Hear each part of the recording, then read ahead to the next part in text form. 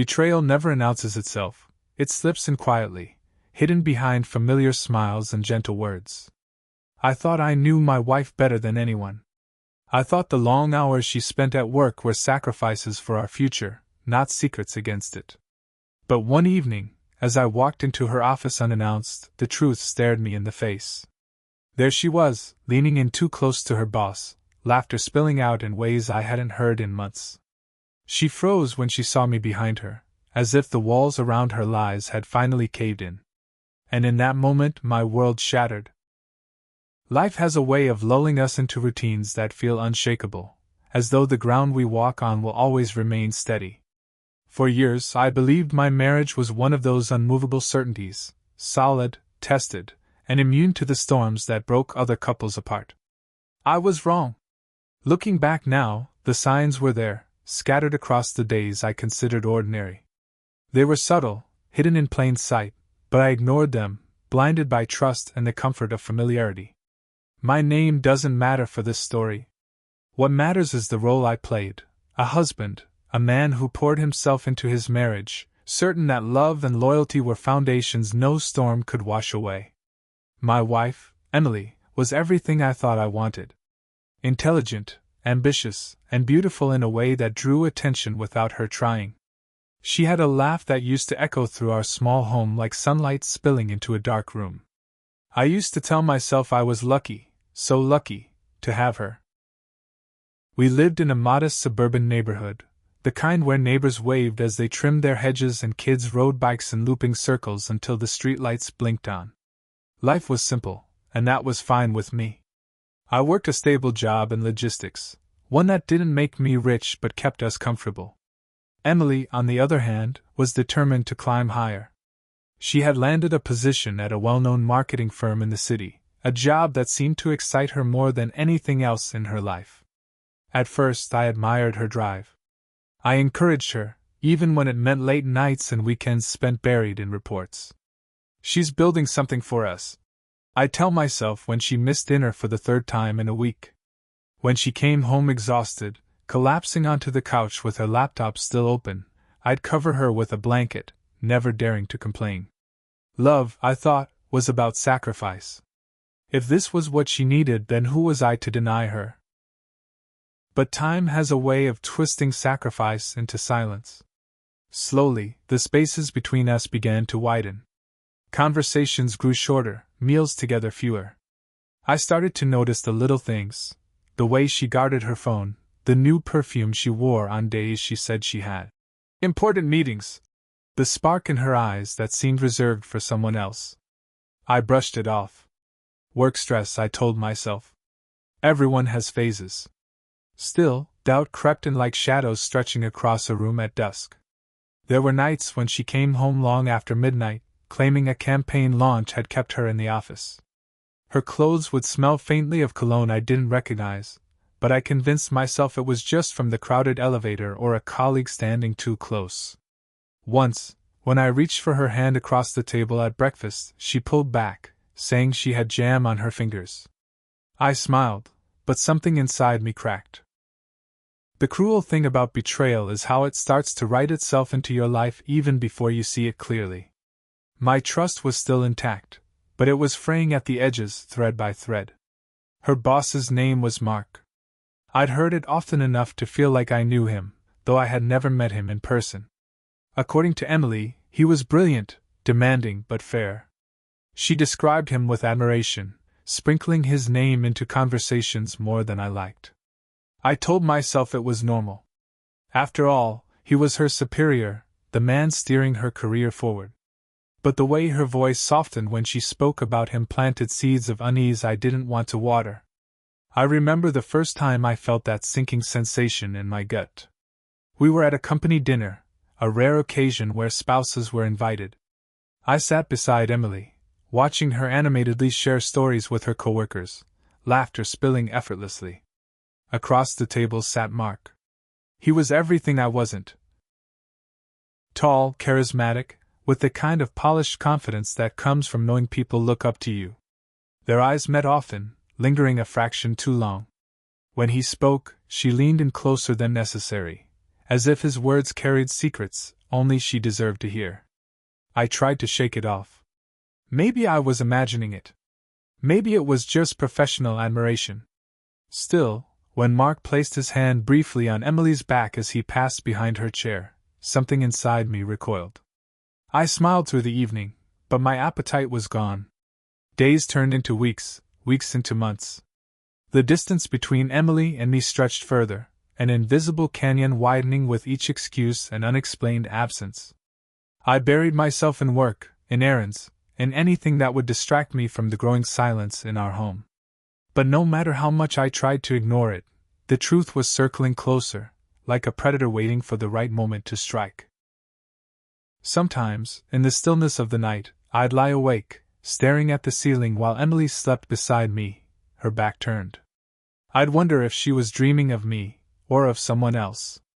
I'd think about the promises we made on our wedding day, words heavy with meaning, now floating like broken fragments in my mind. I wanted to believe she was still mine. I wanted to believe love was enough. But deep down, I knew love can only survive so much neglect, so much secrecy, before it begins to starve. What I didn't know then was how close I was to the truth. What I didn't know was that the life I thought was unshakable was already fractured beyond repair. And soon, I would stumble upon a moment that would burn itself into my memory forever, a moment that would change the way I looked at love, loyalty, and betrayal. Because one evening, when the shadows of doubt had grown too heavy to ignore, I followed a suspicion I couldn't explain. And that decision led me to the scene I never thought I'd witness: my wife, laughing too closely, too intimately, with the man whose name had haunted my thoughts. Suspicion is a strange companion. It doesn't walk beside you loudly, it lingers in the shadows, whispering doubts into moments that should feel safe. For weeks, those whispers grew louder in my mind until they were impossible to ignore. Every time Emily's phone buzzed with a notification she quickly dismissed, every time she mentioned another late meeting or business trip that came with no real explanation, the knot in my stomach tightened. I tried to fight it. I told myself I was imagining things, that my insecurities were twisting normal behaviors into something sinister. But then came the small discoveries. The lipstick-stained coffee mug in her car when she claimed she had been at the office late, the receipt from an upscale restaurant tucked into her purse when she told me she had eaten a quick salad at her desk. None of it screamed guilt on its own, but together, they painted a picture I didn't want to see. There's a cruel rhythm to doubt. It begins quietly, then builds into an unbearable crescendo until it consumes every waking thought. I found myself replaying conversations with Emily, searching for cracks in her stories. I scrutinized her smiles, her laughter, the way her eyes shifted when I asked about her day. I became a man obsessed, caught between love and suspicion, desperate to believe but terrified of the truth. Then came the night everything tipped. It was a Thursday. Emily had left the house early that morning, dressed sharper than usual, her perfume lingering long after the door closed behind her. "Big meeting," she had said, offering me a fleeting kiss before hurrying out. I wanted to believe her, but something inside me stirred uneasily. The way she had glanced at her phone before leaving, the way her cheeks flushed faintly as she avoided my eyes, it all felt wrong. I spent the day restless, distracted at work. By evening, when she still hadn't come home, I made a decision that changed everything. Instead of waiting like I always did, swallowing my doubts in silence, I drove into the city. Her office building was a towering structure of glass and steel, the kind that seemed to mock anyone who stood at its base. I parked across the street, heart pounding, watching as people trickled out for the night. One by one, the lights inside began to dim, until only a handful of windows remained lit. My gaze fixed on the floor Emily always mentioned, her department's floor. And there she was. Through the glass, I saw her silhouette moving across the room, illuminated by the faint glow of desk lamps. But she wasn't alone. Another figure stood with her, tall, broad-shouldered. Even from a distance, I knew it was Mark. I told myself it was innocent, that maybe they were just wrapping up late work. But then I saw the way she laughed, tilting her head back in a way I hadn't seen in months. I saw the way Mark leaned in, his hand brushing against hers as he handed her a folder. My chest tightened, breath catching in my throat. This wasn't work. This was something else, something intimate. I wanted to storm inside, to demand answers, but my legs felt like stone. Instead, I sat frozen, watching a scene that unraveled the life I thought I had. After what felt like an eternity, they gathered their things and left together. I followed, my car trailing theirs at a cautious distance. They didn't head to another office or meeting. Instead, they stopped at a quiet cafe tucked into a side street, the kind of place that thrived on secrecy. I parked nearby, my hands trembling on the steering wheel, and watched as they sat across from each other at a corner table. What struck me most wasn't the conversation I couldn't hear, but the body language I could see. The way Emily leaned forward, eyes locked on his. The way Mark's hand lingered near hers, almost touching, almost daring. And then, as if the universe wanted to shatter any last shred of denial I had left, she reached across the table and brushed his hand lightly, playfully. He smiled, and she smiled back. It felt like the air had been ripped from my lungs.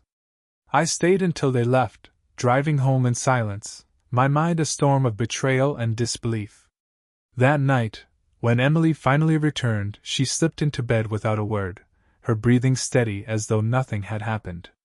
I lay beside her, staring at the ceiling, my heart breaking in the quiet darkness. The days that followed were a blur. I functioned like a ghost, going through the motions of work, chores, and small talk, but inside I was unraveling. The image of her hand brushing against his replayed endlessly in my mind. I became hypersensitive to every detail. The way she smiled at her phone, the way she dressed with more care than usual, the way she avoided my gaze when I asked about her schedule. And then came the moment that confirmed everything. A week later, I decided I couldn't live in limbo anymore. I needed the truth, no matter how much it hurt. I left work early, driving again to her office building. My timing was perfect, or perhaps cruelly fated. As I stepped into the lobby, I spotted Emily across the atrium. She was standing near the elevators, her posture relaxed in a way I hadn't seen in years. And she wasn't alone. Mark was there, leaning close, his hand brushing a strand of hair from her face. She laughed softly, a sound that cut me like glass. I froze, hidden behind a column, every muscle in my body taut with shock. It wasn't just flirting anymore, it was intimacy, bare and undeniable. I felt anger surge within me, raw and uncontainable. I wanted to confront them right there, to demand answers in front of everyone. But something held me back. Maybe it was fear of the truth, maybe it was the humiliation of making a scene, or maybe it was the crushing weight of betrayal sinking fully into my chest. So I watched. I watched as they stepped into the elevator together, the doors sliding shut with a finality that echoed in my soul. That night, when Emily came home, she was quiet, distant. She moved through the house like a stranger, offering excuses I no longer believed. And I, silent and broken, carried the burden of what I had seen, knowing the confrontation was inevitable. The betrayal wasn't a whisper anymore. It was a scream I couldn't silence, a wound that wouldn't close.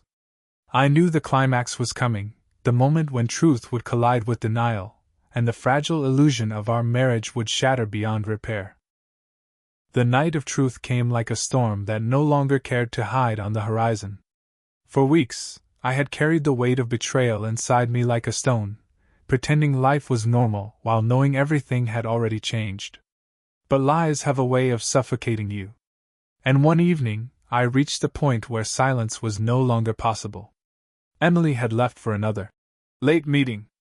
I sat at home staring at the clock, the seconds dragging like chains across the floor. My hands trembled as I held my car keys, debating whether to let the night pass as I always had, or to finally face what I already knew. The decision burned through me like fire. I stood, grabbed my coat, and walked out into the night. The city was alive, neon lights flickering against the wet pavement from a recent drizzle. My heart pounded as I drove toward her office, every stoplight testing my resolve. When I finally arrived, I didn't have to wait long. Through the glass doors, I saw her stepping out of the elevator, her laughter floating faintly into the lobby. And beside her, as always, was Mark. They didn't notice me at first. They were too lost in their world, too comfortable in a closeness that should have been mine.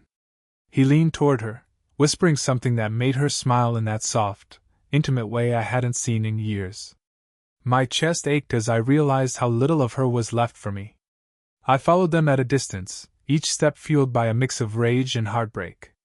They walked toward a quiet corner of the office, near a row of desks where the lights were dim. And then it happened. He placed his hand lightly on her arm, and she didn't pull away. Instead, she leaned in closer, her eyes shining as though she had found something in him that had long disappeared between us. That was the moment I couldn't stay silent anymore. My footsteps echoed against the tile as I walked toward them, each one louder than the last. Emily turned, her smile fading the instant her eyes met mine. She froze, her body stiffening as though she had seen a ghost. Mark straightened, his expression shifting from surprise to something unreadable. The silence was deafening. I didn't shout. I didn't cause a scene. My voice, when it came, was low but sharp, cutting through the air with precision. "I see," I said, the words heavy with the weight of everything I had been carrying. Emily opened her mouth as if to speak, but nothing came out. Her lips trembled, her eyes wide with a mix of guilt and fear. Mark shifted uncomfortably, but he didn't step back. He didn't need to. His presence alone was enough to make the betrayal real. I stood there, taking in the scene as though it were a painting I would never forget. My wife, the woman I had trusted with every part of me, standing too close to another man. Her boss. Her secret. The truth was no longer hidden in whispers or suspicions, it was right in front of me, undeniable and cruel. I turned my gaze to Emily, searching her face for some fragment of the woman I thought I knew. "All those late nights," I said quietly. "All those excuses. This is what they were for." Tears welled in her eyes, but she didn't move, didn't deny it. The silence between us screamed louder than any confession ever could. Mark finally spoke, his voice steady but laced with discomfort. "Maybe we should talk about this somewhere else." I cut him off with a sharp glance. "No. You've said enough without words." Emily took a step toward me then, her hand lifting slightly as though she wanted to reach out, to bridge the chasm she had created. But I stepped back, the gesture burning like fire. The distance between us had never been wider. The weight of betrayal crushed me in that moment. I had imagined this confrontation countless times, pictured myself demanding answers, shouting in anger, maybe even breaking down in despair. But the reality was different. The reality was colder. It was the quiet understanding that the person I had built a life with had already chosen someone else long before I walked into that room. I turned away, my chest tight, my vision blurred with unshed tears. "I hope he was worth it," I said, my voice barely more than a whisper. And then I walked out, leaving her frozen in the shadow of her choices. The world outside felt surreal. The city buzzed with life, unaware that mine had just crumbled. I wandered the streets aimlessly, the neon lights blurring into streaks of color, as tears finally broke free. I felt anger, grief, disbelief, all tangled together in a storm that left me breathless. For days after, I lived in a haze.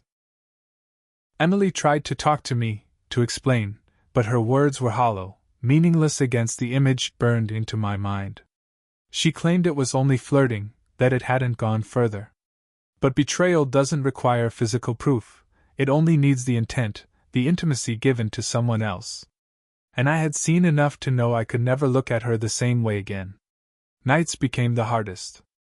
I would lie awake, replaying that frozen moment over and over, the way her smile vanished when she saw me behind her, the way guilt etched itself across her face.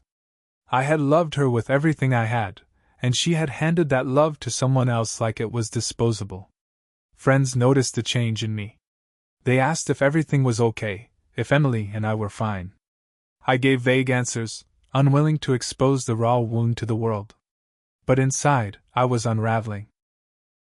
Every memory of our past together felt tainted now, every laugh, every kiss, every whispered promise overshadowed by the betrayal that had followed. The breaking point came one evening when she sat across from me at the dinner table, her eyes pleading, her hands trembling as she tried to explain once more.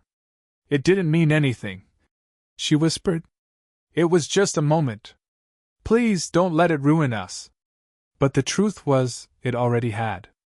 I looked at her then, really looked at her, and realized I no longer recognized the woman in front of me. She wasn't the Emily I had married. She was someone else now, someone who had chosen secrets over honesty, someone who had let another man take the place that once belonged only to me.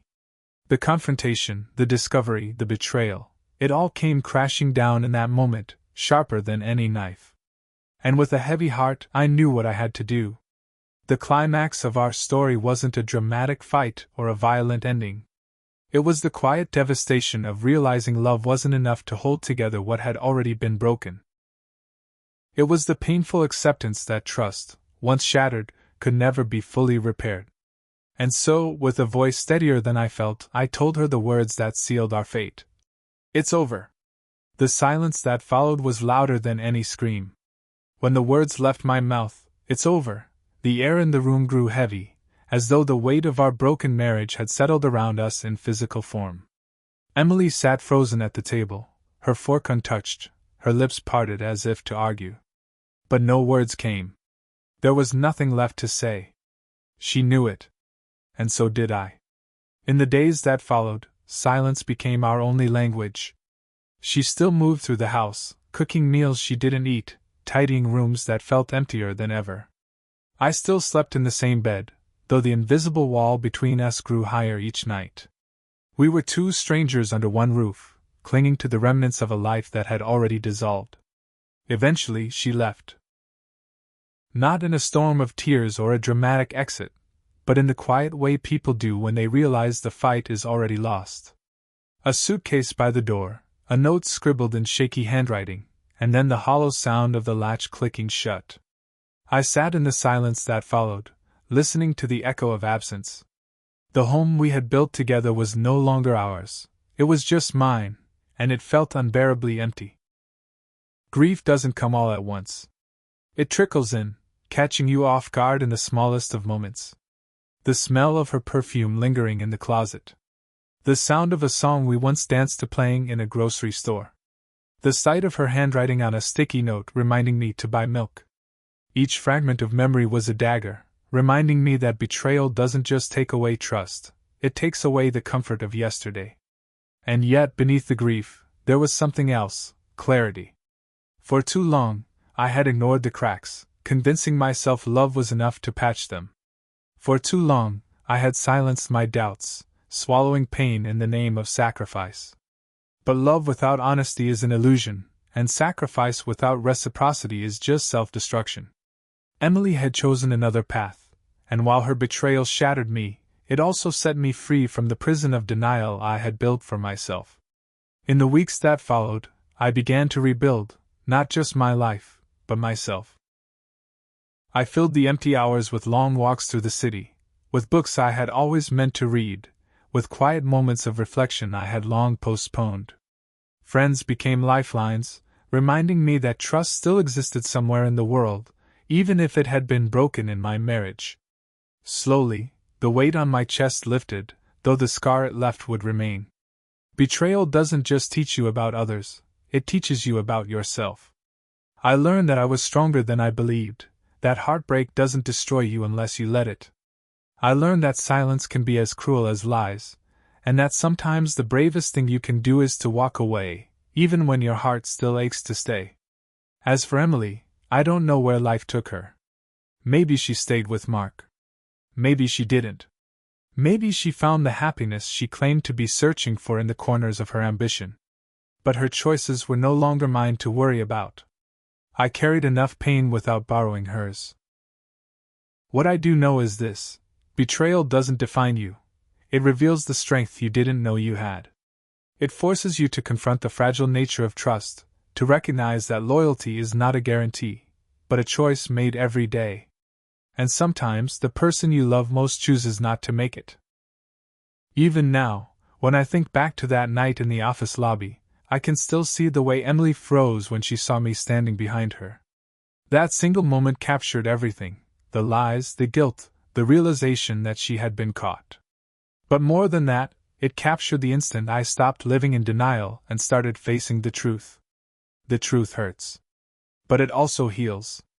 So if you find yourself in the shadow of betrayal, remember this: you are not defined by the disloyalty of others. You are defined by how you rise from it, by the strength you carry when the world feels like it has collapsed. And maybe that's the cruel gift of betrayal. It strips away illusions, but in the ashes, it leaves behind a version of yourself you might never have discovered otherwise. Because in the end, love can be broken. Trust can be shattered. But resilience? Resilience is yours to keep. So I leave you with this question, one that has lingered in my mind since that night. What would you do if the person you trusted most betrayed you? Would you cling to the ruins, or would you find the courage to walk away and rebuild?